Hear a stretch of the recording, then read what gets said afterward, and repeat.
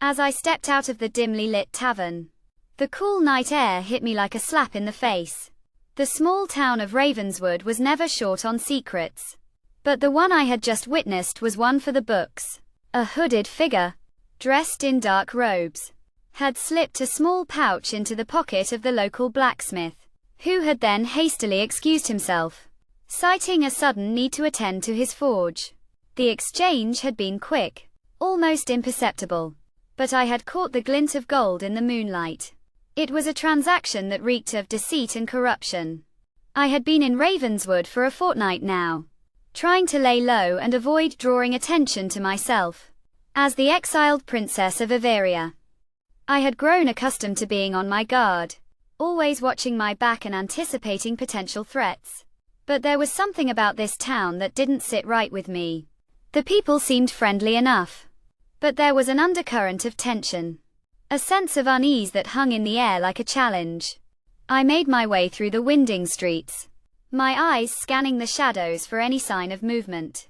The blacksmith's forge was located on the outskirts of town, and I had a hunch that whatever was going on, it was connected to the mysterious hooded figure.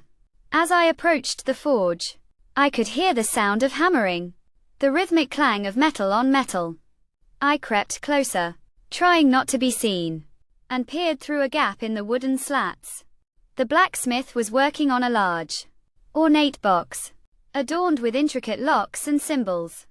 He was muttering to himself, his face twisted in concentration. I watched, transfixed, as he carefully placed a small, golden key into a hidden compartment. The box creaked open, revealing a stash of gold coins and precious jewels. I gasped, my eyes widening in surprise. The blacksmith spun around, his eyes locking onto mine. For a moment, we stared at each other, the only sound the heavy breathing of the forge. Then, he lunged at me, a massive hammer swinging through the air. I dodged just in time, the hammer crashing into the wooden slats, sending splinters flying everywhere. I sprinted out of the forge, the blacksmith hot on my heels. We careened through the streets, dodging market stalls and leaping over puddles. I could hear the blacksmith's labored breathing, his angry shouts echoing off the buildings. I was starting to tire, my legs aching from the exertion. Just when I thought I was going to collapse, I spotted a narrow alleyway between two buildings. I darted into the alley, the blacksmith mere steps behind. But I had a plan. I had noticed a loose brick in the wall earlier, and I quickly pulled it out, revealing a small hiding space. I squeezed into the space just as the blacksmith rounded the corner, his hammer raised high. The blacksmith searched the alley, his eyes scanning the shadows. I held my breath, watching as he slowly backed away, his face twisted in frustration. I waited until he was out of sight before emerging from my hiding place. As I made my way back to the tavern, I couldn't shake the feeling that I had just scratched the surface of something much bigger. The blacksmith was clearly involved in some sort of illicit activity. But who was behind it all? And what was the purpose of the mysterious box? I pushed open the door to the tavern, scanning the room for any sign of the hooded figure. But instead, I spotted the blacksmith, sitting at a table in the corner, a mug of ale in front of him.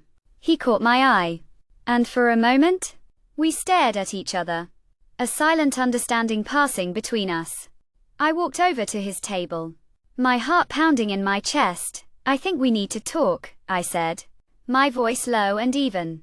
The blacksmith nodded, a small smile playing on his lips. I think you're right, princess, he said, his voice dripping with sarcasm. Let's discuss the terms of our arrangement. I sat down, my eyes locked onto his. I'm listening, I said, my voice firm. And with that, we began to negotiate, our words dancing around each other like swords in a duel. It was a delicate balance, a game of cat and mouse, but I was determined to come out on top. After all, in a world where trust was a luxury I couldn't afford, I had to rely on my wits to survive.